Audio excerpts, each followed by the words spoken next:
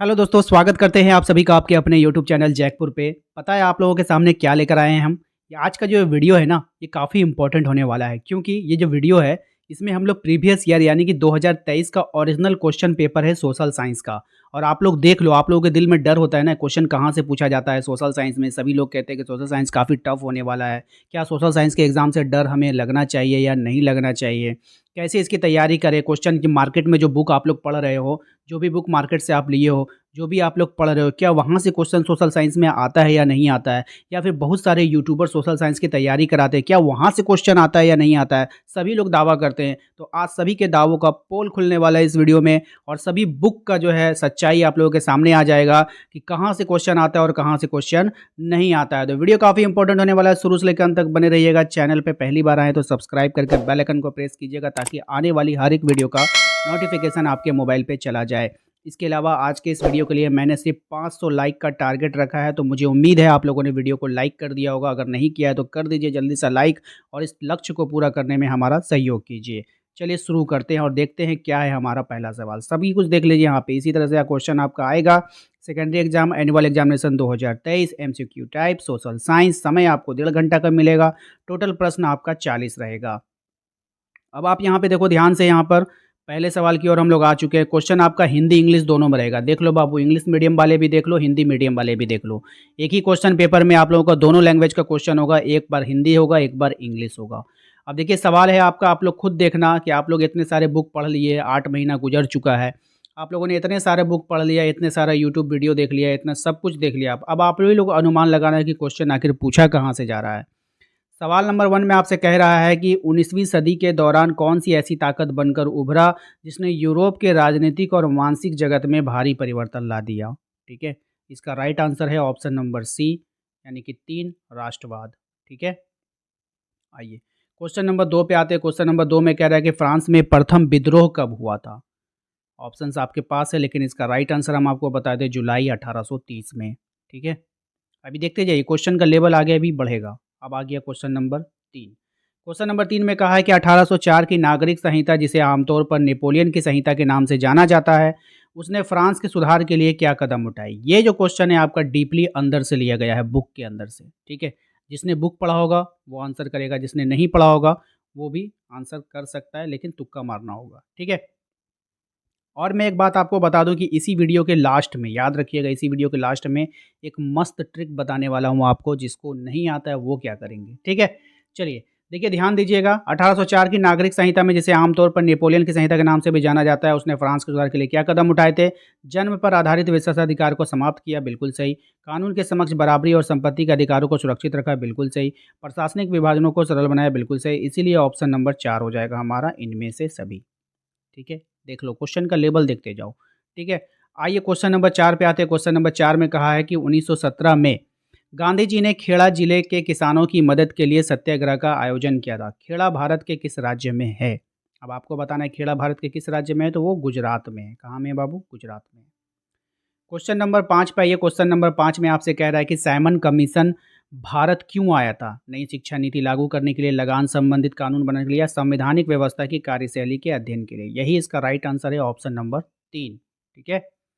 देखते जाइए क्वेश्चन का लेवल। क्वेश्चन नंबर 6 पे आइए। कह रहा है कि 1840 के दशक में मध्य में आयरलैंड में किसी बीमारी के कारण निम्न में से कौन सा फसल खराब हो गया, जिसमें लाखों लोग भुखमरी के कारण मौत के मुंह में चले गए? तो यहाँ पे हुआ था आलू खराब हुआ था। ऑप्शन नंबर 2 हमारा आंसर होगा। ठीक है? ये सब ओरिजिनल क्वेश्चन है बाबू, आप पूछ लेना किसी से भी जो पिछले साल एग्जाम दिए हैं। आइए क्वेश्चन नंबर 7 पे आते हैं। क्वेश्चन का लेवल देखिए किस लेवल तक गया है क्वेश्चन।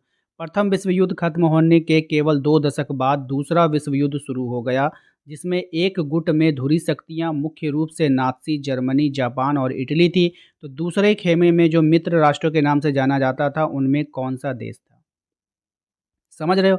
बहुत से लोग तो क्वेश्चन देख के ही डर जाएँगे, बोलेंगे इतना बड़ा क्वेश्चन नहीं करना है मुझे, आगे बढ़ जाएँगे। अरे क्वेश्चन कुछ नहीं था, सिर्फ़ आपसे पूछ लिया कि मित्र राष्ट्र कौन है, घुमा-फिरा करके पूछा है। तो इसका राइट आंसर है ऑप्शन नंबर 3, ब्रिटेन, सोवियत संघ, फ्रांस और अमेरिका। ठीक है?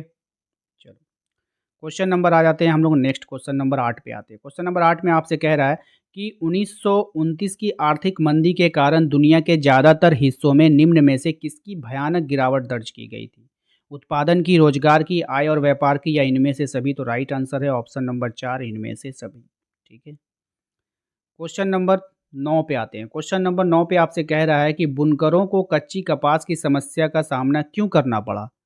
ठीक है, तो कच्चे कपास की निर्यात में वृद्धि हो गई थी। निर्यात का मतलब होता है अपने देश से बाहर भेज देना। जब अपने देश से आप बाहर ही भेज दोगे कच्चा माल, तो देश के अंदर के जो लोग हैं, उसको तो कमी होगी है ना? बस यही बात है, यहाँ पर यही कहा गया था।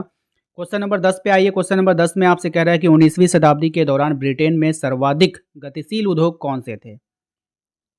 धातु चीनी थे, कपास चीनी थे, कपास धातु थे, कपास पेट्रोलियम था। तो राइट आंसर है कपास और धातु, ऑप्शन नंबर 3। आइए क्वेश्चन नंबर आते हैं हम लोग 11 पे पहले आते हैं। 11 में आपसे कहा गया है कि मुद्रण तकनीक सबसे पहले कहाँ विकसित हुई थी? भारत में, चीन में, फ्रांस में, या फिर यूरोप में? राइट आंसर है इसका ऑप्शन नंबर 2, चीन में। मुद्रण जो होती छपाई की जो कला है ना, वो सबसे पहले चीन में विकसित हुई थी, ये याद रखिएगा। ठीक है ना? नेक्स्ट आते हैं बाबू। अगला सवाल आपसे कह रहा है कि क्वेश्चन नंबर 12 में निम्न जातीय आंदोलन के मराठी परनेता कौन थे जिन्होंने अपनी पुस्तक गुलामगिरी में जातीय प्रथा के अत्याचारों को लिखा? राइट आंसर है इसका option number A, Jyotiba Phule. अब ये आपको कहाँ मिलेगा? ये आपको मिलेगा बुक में। जब आप लोग बुक पढ़ोगे ना, तो ये क्वेश्चन बुक में मिलेगा आपको। कोई भी किताब में जो मार्केट में मिल रहा है वो सब में ये सब सवाल नहीं है। ठीक है, ध्यान रखिएगा। आइए क्वेश्चन नंबर 13 पे आते हैं। क्वेश्चन नंबर 13 में आपसे कहा है कि साम्यता के आधार पर संसाधन को 2 भाग में बाँटा जाता है, उसके नाम बताइए। ये हो जाएगा आपका नवीकरणीय और अनवीकरणीय संसाधन, ऑप्शन नंबर 2 हो जाएगा। ठीक है? आते हैं हम लोग अगले सवाल पे। अगला सवाल देखिए क्या है, क्वेश्चन नंबर 14 पे कह रहा है कि संसाधन के अंधाधुंध शोषण किस प्रकार का वैश्विक पारिस्थितिकी संकट पैदा हो गया है? भूमंडलीय तापन, ओजोन परत में अवक्षय, पर्यावरण प्रदूषण, इनमें से सभी? तो राइट आंसर होगा ऑप्शन नंबर 4, इनमें से सभी। देखिए, हमने काफ़ी बड़ा लक्ष्य रखा है 500 लाइक का। मुझे पता है कि अभी तक आप लोगों ने लाइक नहीं किया होगा, तो प्लीज़ लाइक कर दीजिएगा। और फिर से कह रहे हैं कि जो लोग चैनल पे पहली बार आए हैं, चैनल को सब्सक्राइब करके बेल आइकन को प्रेस कर लीजिए। और शाम को 7 से साढ़े 7 बजे हम लाइव क्लास लेते हैं, तो उसमें ज़रूर ज्वाइन कीजिए आप लोग। व्हाट्सएप ग्रुप अगर ज्वाइन करना चाहते हैं, तो लिंक आपको डिस्क्रिप्शन में मिल जाएगा। हमने आपके लिए जो है क्वेश्चन बैंक भी तैयार किया है। अगर हमारे द्वारा जारी किया गया क्वेश्चन बैंक आपको लेना है, तो आप हमारे व्हाट्सएप पे भी संपर्क कर सकते हो। चलिए क्वेश्चन नंबर ये हो गया ना? हाँ, चलो अब आते हैं अगले सवाल में। क्वेश्चन नंबर 15 पे आते हैं। क्वेश्चन नंबर 15 पे कह रहा है आपसे वनों और वन्य जीवन का संरक्षण करना आवश्यक है, क्योंकि क्यों करना आवश्यक है भाई? पारिस्थितिकी विविधता बनी रहे, बिल्कुल सही बात है। जीवन साध्य संसाधन, जलवायु और मृदा बनी रहती है। बेहतर जनन के लिए वनस्पति और पशुओं में जीने की विविधता को संरक्षित करती है। इनमें से सभी, ऑप्शन नंबर 4 हो जाएगा। ठीक है बाबू, समझ में आ गई सभी को? चलो बाबू आगे चलते हैं। अगले सवाल को देखो। क्वेश्चन नंबर 16 में आपसे कह रहा है कि वन्य और वन्य प्राणी संरक्षण के लिए किस प्रकार के वनों को सर्वाधिक मूल्यवान माना जाता है? तो आरक्षित वनों को। ठीक है, ऑप्शन नंबर 2 हो जाएगा। आरक्षित मतलब रिजर्व। रिजर्व वन है, उसको कोई काट नहीं सकता है। कोई उसका एक पत्ता भी तोड़ेगा तो उसको फाइन लग जाएगा। ठीक है। क्वेश्चन नंबर 17 पर ये कह रहा है कि प्रचुर मात्रा में जल उपलब्ध होने के बावजूद जल किन कारणों से प्रदूषित और मानव उपयोग के लिए खतरनाक बनते जा रहे हैं? किन कारणों से बाबू? घरेलू और औद्योगिक अपशिष्ट के मिलने से, रसायनों के अधिक प्रयोग से, कीटनाशकों और कृषि के प्रयुक्त उर्वरकों के प्रयोग से, या फिर इनमें से सभी? तो राइट आंसर है ऑप्शन नंबर 4, इनमें से सभी हो जाएगा। ओके, क्वेश्चन नंबर आ जाते हैं हम लोग 18 पे। क्वेश्चन नंबर 18 में आपसे कह रहा है कि मानसून के आगमन के साथ जो फसलें बोई जाती है, वे फसल किसके अंतर्गत आता है? खरीफ है, रबी है, जायद है, क्या है? तो वो खरीफ होता है। क्या होता है? खरीफ होता है। ऑप्शन नंबर ए, बिल्कुल हट के क्वेश्चन, एकदम हट करके क्वेश्चन आया है। ठीक है, नहीं मिलेगा आपको किसी भी बुक में, और कोई भी यूट्यूबर इस तरह का सवाल नहीं करवाता है। आपको खुद से करना होगा। ठीक है, बिल्कुल अंदर से क्वेश्चन पूछा गया है। क्वेश्चन नंबर 19 पे ये कह रहा है कि पवन और सौर ऊर्जा संसाधनों की बहुतायत भारत के किस राज्य में अधिक पाई जाती है? उत्तर प्रदेश, झारखंड, राजस्थान, मध्य प्रदेश? तो ये हो जाएगा आपका राजस्थान, ऑप्शन नंबर 3 हो जाएगा। ओके मेरे भाई, चलो क्वेश्चन नंबर 20 पे आ जाओ। क्वेश्चन नंबर 20 में आपसे कह रहा है जल और उर्वरकों के अधिक और अविवेकपूर्ण मतलब, अधिक तो हो गया, अधिक अविवेक मतलब दिमाग से आप सोचते नहीं हो, मतलब इस्तेमाल कर रहे हो, प्रयोग से किस प्रकार की समस्याएं पैदा हो गई है?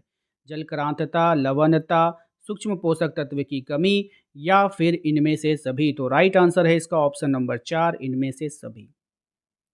अब हम आपको यहाँ पर एक ट्रिक बताने वाले हैं, ठीक है? ट्रिक क्या है वो ध्यान से सुनना। अभी तक जैक बोर्ड में जितना भी सवाल पूछा गया है, ठीक है? जितना भी सवाल पूछा गया है और जिसमें 4 ऑप्शन में से लास्ट में इनमें से सभी वाला आता है, वही इसका राइट आंसर होता है, ठीक है? जब आपको कुछ भी समझ में ना आए तो आपको मारना है हर हाल में इनमें से सभी में। 99.9% चांस है कि आपका ये सही हो जाएगा, ठीक है? अभी तक का ये रिकॉर्ड देखा गया है कि 4 ऑप्शंस पूछे जाते हैं, अगर उनमें से कोई ऐसा ऑप्शन आ जाए जिसमें लिखा गया है इनमें से सभी, तो आपको उसी पे टिक आउट करना है, उसी को कलर करना है, ऑप्शन नंबर 4 को ही चुनना है। और अभी तक ये देखा गया है कि वही आंसर सही होता है, ठीक है? देखो भाई मैंने 99.9% की बात करी है। हो सकता है कि कभी-कदार भविष्य में ये ना हो, तो उसकी मैं गारंटी नहीं लेता हूँ, ठीक है? तो उम्मीद करते हैं कि आप लोगों को आज का ये वीडियो पसंद आया होगा। टोटल 40 सवाल हैं। अगर आप लोग कमेंट कर कर कहोगे कि सर आगे वाले सवाल 20 सवाल जो हैं उसको भी करवा दीजिए, तो मैं जल्द ही आप लोगों के लिए उसके लिए भी वीडियो बना दूँगा। वीडियो काफ़ी लंबा हो जाता है इसीलिए मैं वो 40 सवालों को इस वीडियो में नहीं लाया हूँ। तो आप लोग कमेंट कीजिएगा तो ज़रूर हो जाएगा। 500 लाइक का टारगेट दिया था, आप लोग जल्दी से उसको पूरा कर दो। चैनल को फिर से कह रहा हूँ सब्सक्राइब कर लो, बेल आइकन को दबा लो ताकि आने वाली हर एक वीडियो का नोटिफ़िकेशन आपके मोबाइल पे चला जाए। और साथ ही साथ यदि आप हमारे क्वेश्चन बैंक को लेना चाहते हो तो वन लाइनर क्वेश्चन बैंक आपके लिए तैयार है, तो आप हमारे व्हाट्सएप पे संपर्क कर सकते हो। मिलते हैं अगले वीडियो में। Thank you.